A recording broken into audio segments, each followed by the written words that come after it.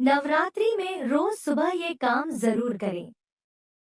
राधे राधे, जय श्री कृष्णा, हर हर महादेव। दोस्तों, इस बार शारदीय नवरात्रि पर बहुत ही शुभ संयोग बन रहा है। इस बार नवरात्रि 7 नहीं 8 नहीं बल्कि पूरे 9 दिनों तक मनाई जाएगी। वैष्णो माता का आशीर्वाद आपके ऊपर बना रहेगा। इस बार नवरात्रि पूरे 9 दिन तक चलेगी। ना तो एक भी दिन काम होगा और ना ही एक भी दिन ज्यादा होगा। पूरे 9 दिन तक माता रानी की सच्चे हृदय से भक्ति की जाएगी। 9 दिनों के नवरात्रि बहुत ही ज्यादा शुभ और मंगलकारी माने जाते हैं और यह अत्यंत ही दुर्लभ होते हैं।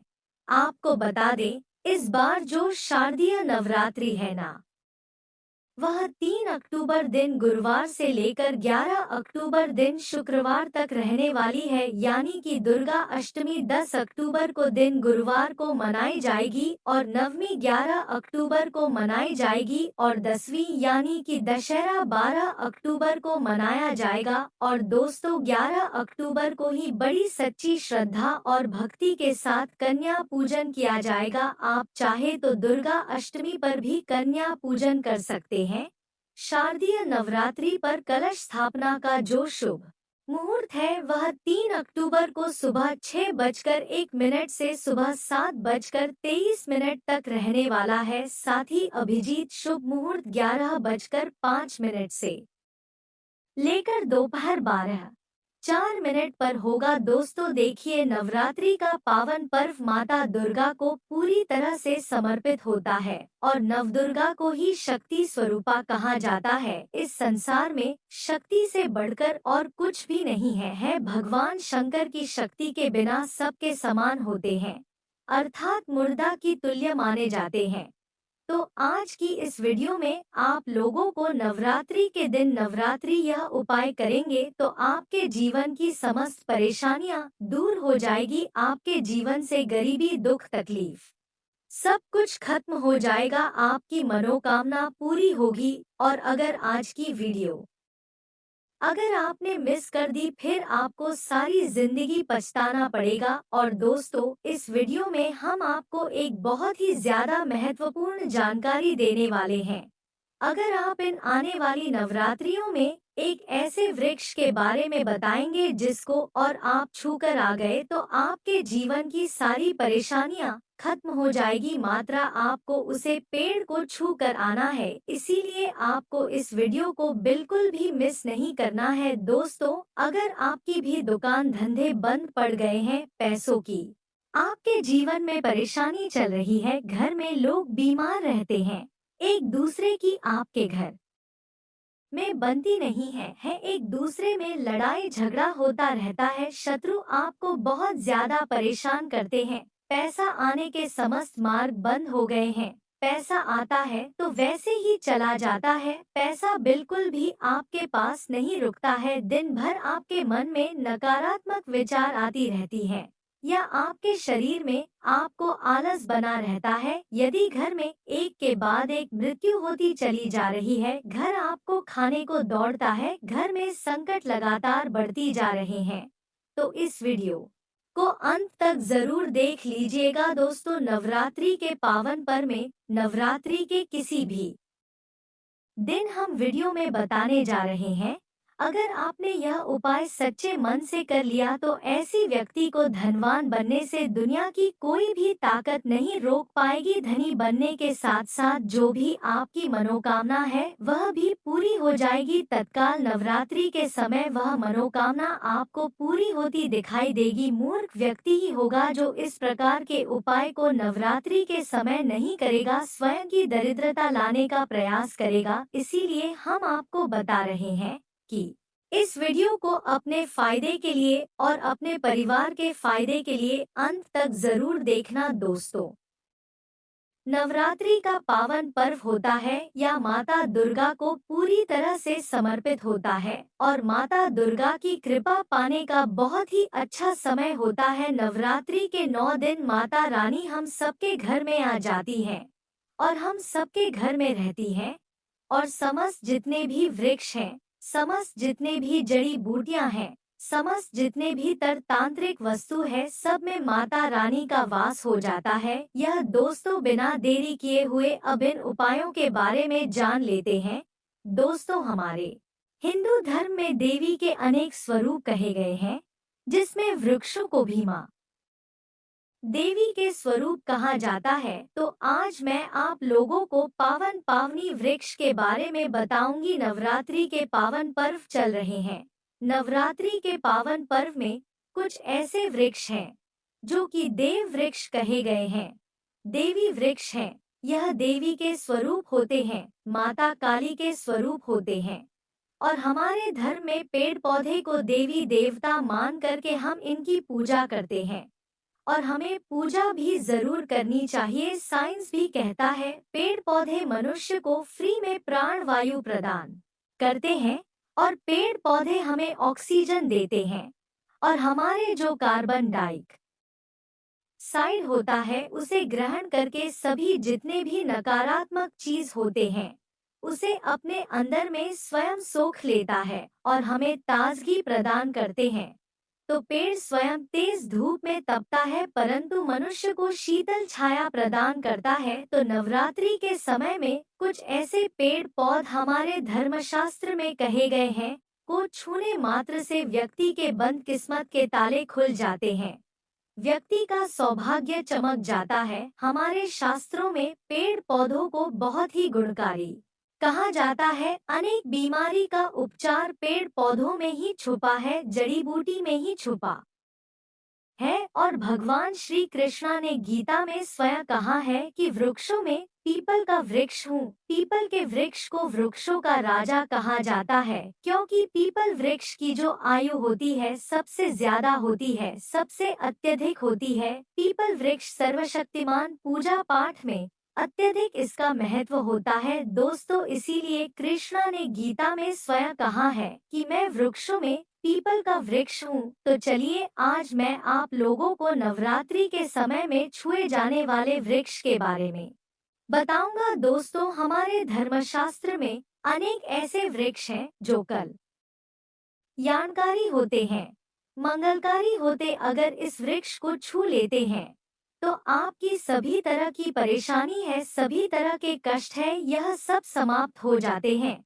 खास करके नवरात्रि के समय में इसका असर कई लाख गुना होता है। नवरात्रि के समय को शक्ति का पर्व कहा जाता है। शक्ति पर्व क्यों कहा जाता है? क्योंकि इस समय अचेत जो वस्तु होती है वह भी चेतना युक्त हो जाती है, अर्थात इस समय जो शक्ति हमारे धरती लोक में आ जाती है। नव दुर्गा को क्या बोल सकते हैं हम?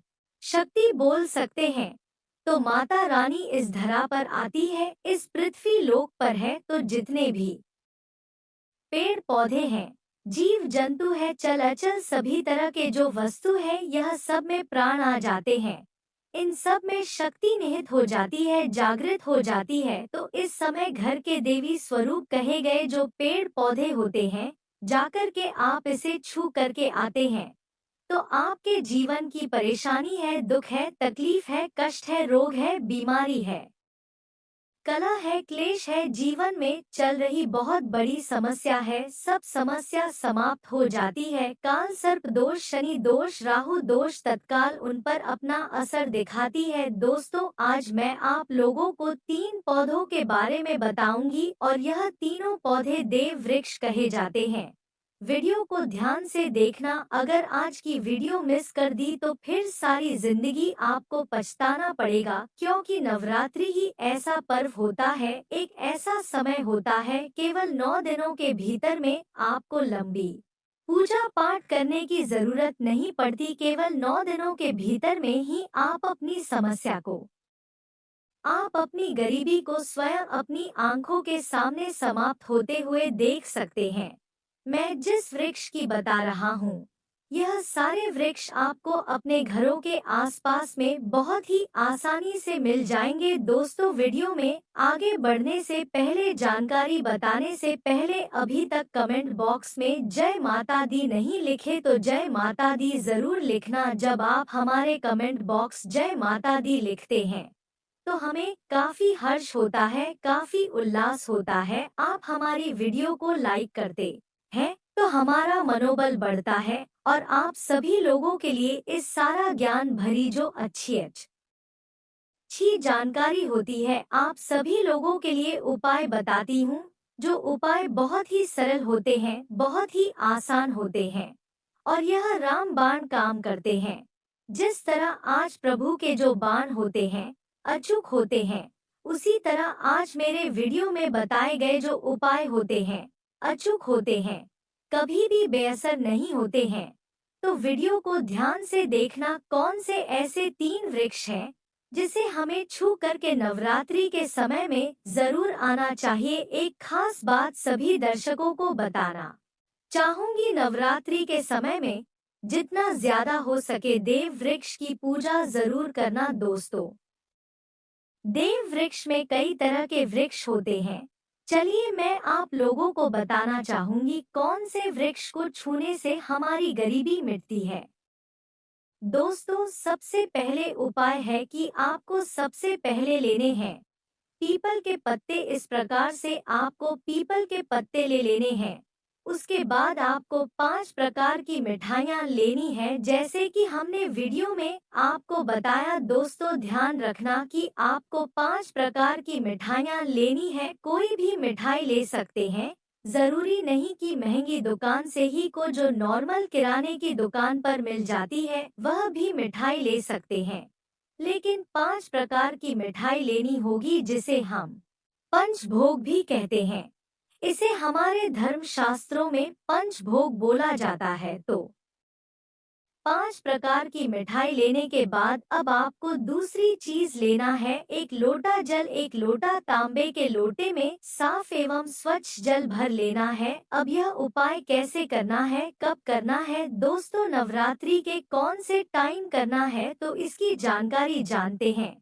इससे पहले आपसे विनती है कि अगर अभी तक आपने वीडियो को लाइक नहीं किया तो वीडियो को लाइक करके चैनल को सब्सक्राइब करके पास वाली बेल आइकन को जरूर दबा लेना और कमेंट बॉक्स में जय माता दी लिखकर इस वीडियो को अपने दोस्तों के पास भी जरूर शेयर कर देना। तो आपको यह दोनों चीजों को ले लेना है, यानी कि 5 प्रकार की मिठाई, पान के पत्ते और एक लोटा जल। अब आपको चले जाना है पीपल के वृक्ष में के पास। अब आपको वहां जाकर क्या करना है और आपको कौन सी कामना को लेकर चढ़ता है इस वीडियो में बताऊंगा। तो सबसे पहले तो पीपल के पेड़ के नीचे जाना है। तो आपको पीपल के वृक्ष को हाथ जोड़कर निवेदन करना है कि है पीपल वृक्ष या फिर है वर्षों के राजा, इस प्रकार से आपको प्रार्थना करनी है कि मेरी गरीबी हटाइए, मेरे दुखों को दूर करिए। जैसे आपका दुकान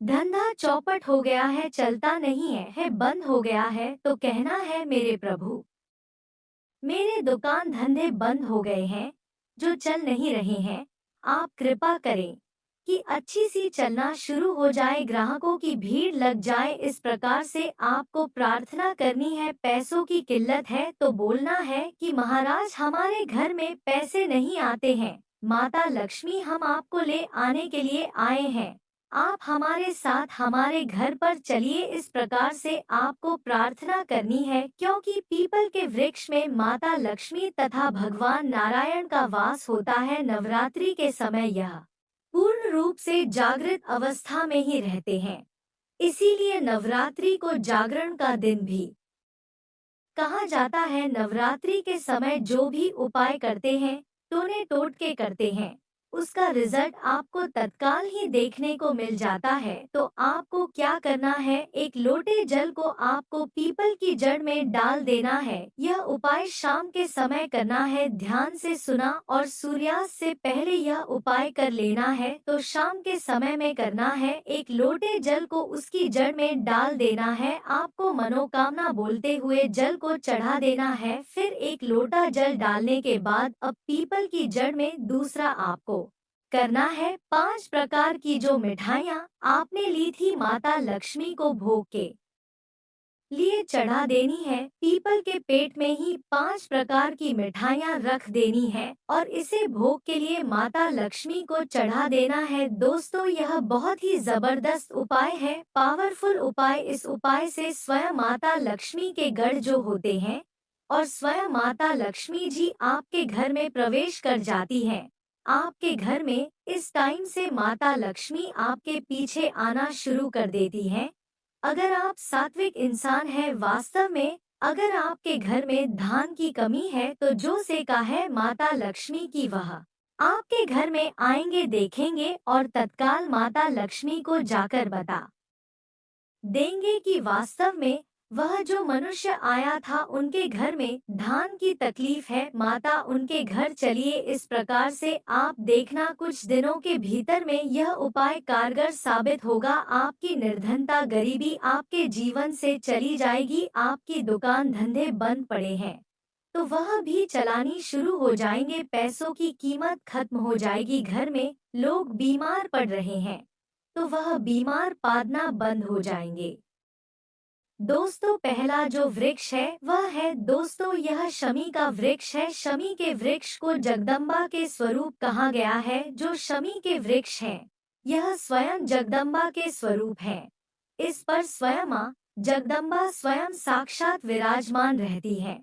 और कोई भी व्यक्ति अगर संध्या काल में नवरात्रि के समय में इसके नीचे में धूप दीप जलाता है, धुआं दिखता, तो उनकी सभी तरह की परेशानी दूर होती है। धर्मशास्त्र कहते हैं अगर कोई भी नवरात्रि के पूरे समय में हो सके, अगर आप एक दिन भी करना चाहे हैं तो आप यह उपाय एक दिन भी कर सकते हैं, पंचमी या सप्तमी के दिन कर सकते हैं। तो हमारे धर्मशास्त्र में कहा गया है अगर नवरात्रि के समय में लाल चूड़ी अगर कोई भी व्यक्ति मनोकामना बोलते हुए शमी के वृक्ष में बांधे तो वह मनोकामना की पूर्ति होती है। लाल चूड़ी अगर कोई भी महिला जाकर के बांधती है तो उन्हें सौभाग्य हासिल होती है, उनके पति की भी अकाल मृत्यु नहीं होती। इसकी जड़ में सिंदूर डालने से व्यक्ति को आरोग्य हासिल होती है। जो लोग लंबे समय से बीमार पड़े हैं, ऐसे व्यक्ति के जो घर में रहने वाले सदस्य हैं, वह लोग जो बीमार पड़े हैं, उनके शरीर से 7 बार सिंदूर को उतारा करके शमी की जड़ में डाल सकते हैं तो उनके रोग जल्दी ठीक हो जाएंगे। जो लोग लंबे समय से बीमार पड़े हैं या फिर आप बीमारी से बचना चाहते हैं, निरोग रहना चाहते हैं, तो इसकी जड़ में सिंदूर जरूर डालें। मनोकामना पूर्ण करने के लिए मैं एक मंत्र बता रही हूँ। इस मंत्र को बोलते हुए शमी के वृक्ष को छूना है। आप तत्काल नवरात्रि के समय में इसका रिजल्ट देखना। जैसे ही नवरात्रि समाप्त होगा, आपकी जो मनोकामना है उसकी पूर्ति हो जाएगी। आपकी जो दरिद्रता है वह दरिद्रता समाप्त हो जाएगी। तो मंत्र कौन सा है? तो आपको बोलना है मम मनोरथ पूर्णी मम चिंता चूर्णी नमो। यह मंत्र आपको बोलना है। यह मंत्र बोलते हुए शमी के वृक्ष को छूना है। सभी तरह के आपके मनोरथ की पूर्ति होगी। जो दरिद्रता है, दरिद्रता समाप्त हो जाएगी। शमी को छूते हुए मंत्र आपको बोलना है। आप चाहते हो तो नवरात्रि के समय में मौली धागे भी शमी के वृक्ष पर बांध सकते हो। अधिकतर लोग मौली धागे बांधते हैं।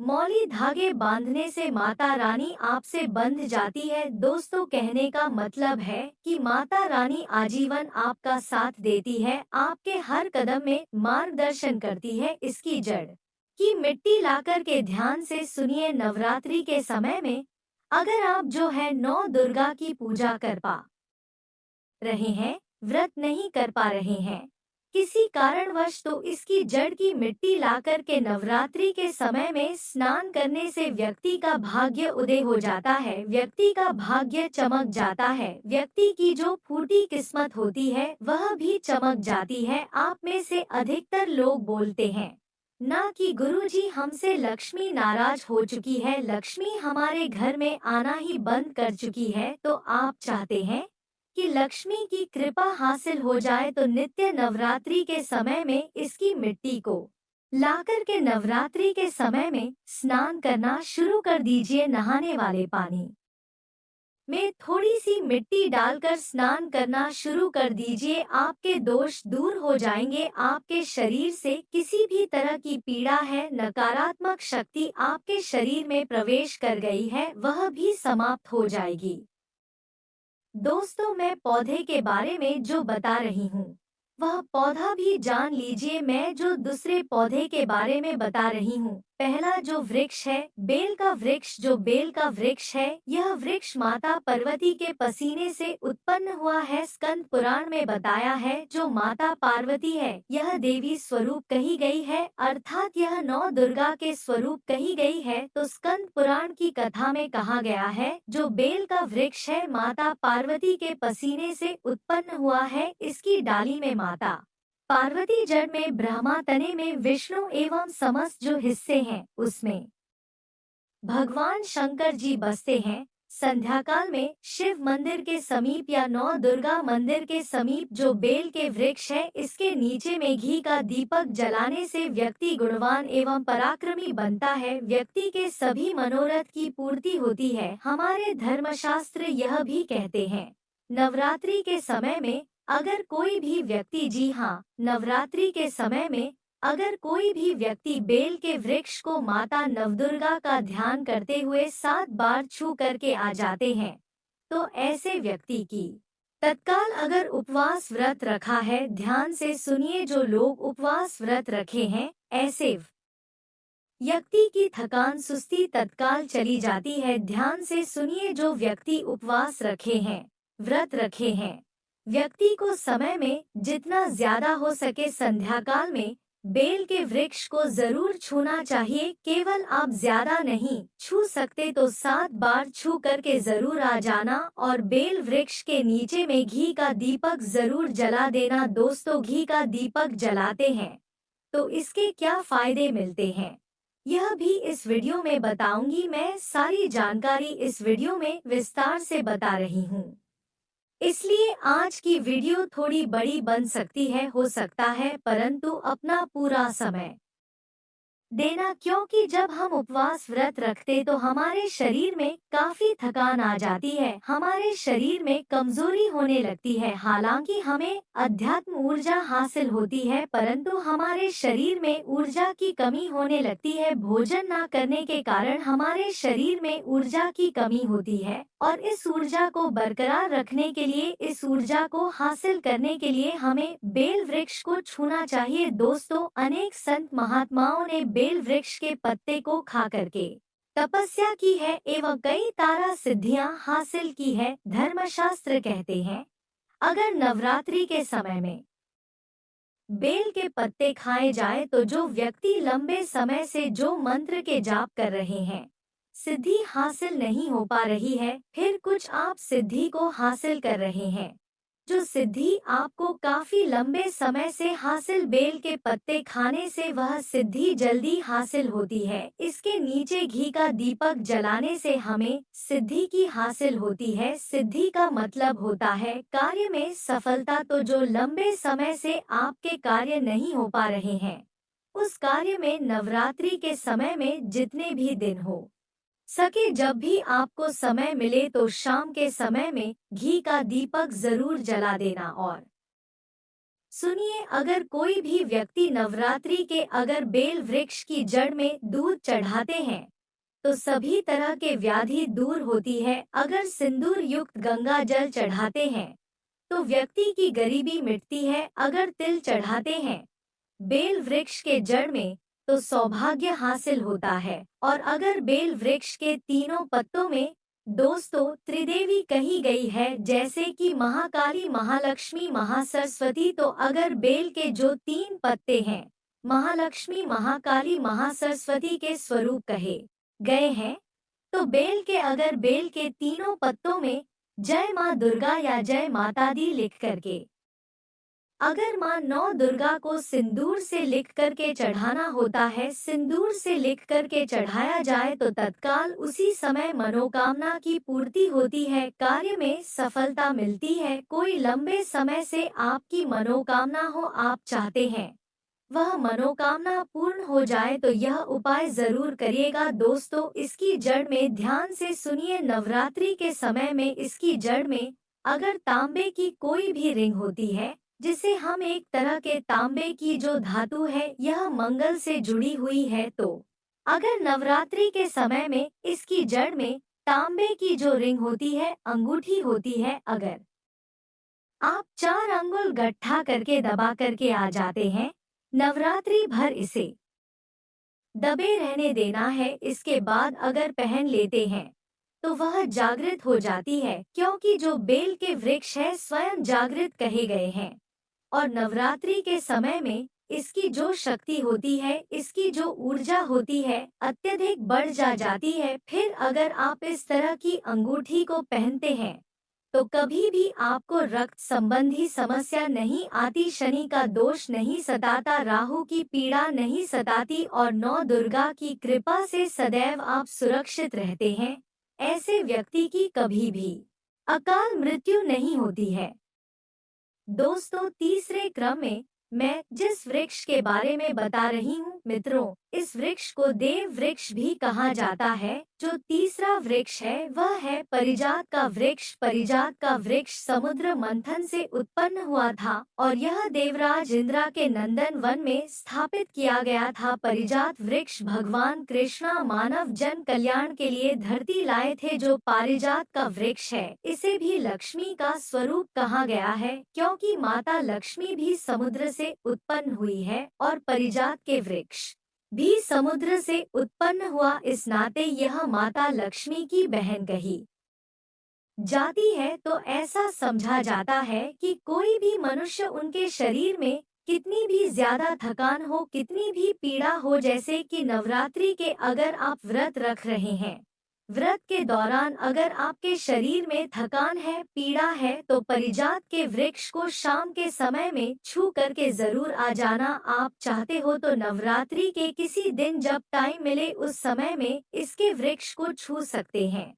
इसके वृक्ष को छूते ही तत्काल शरीर से पीड़ा है, जो थकान है, सुस्ती है, कमजोरी है, वह समाप्त हो जाती है। इस वृक्ष के नीचे में अगर नवरात्रि के समय में घी का दीपक जलाया जाए, चुटकी भर सिंदूर अगर इसकी जड़ में डाला जाए तो सभी तरह की मनोकामना की पूर्ति होती है। परंतु आपको परिजात के पास जाकर प्रार्थना करनी है कि हे परिजात वृक्ष, आप देवी स्वरूप कही जाती है, आप हमारी सभी तरह की पीड़ा को दूर करें।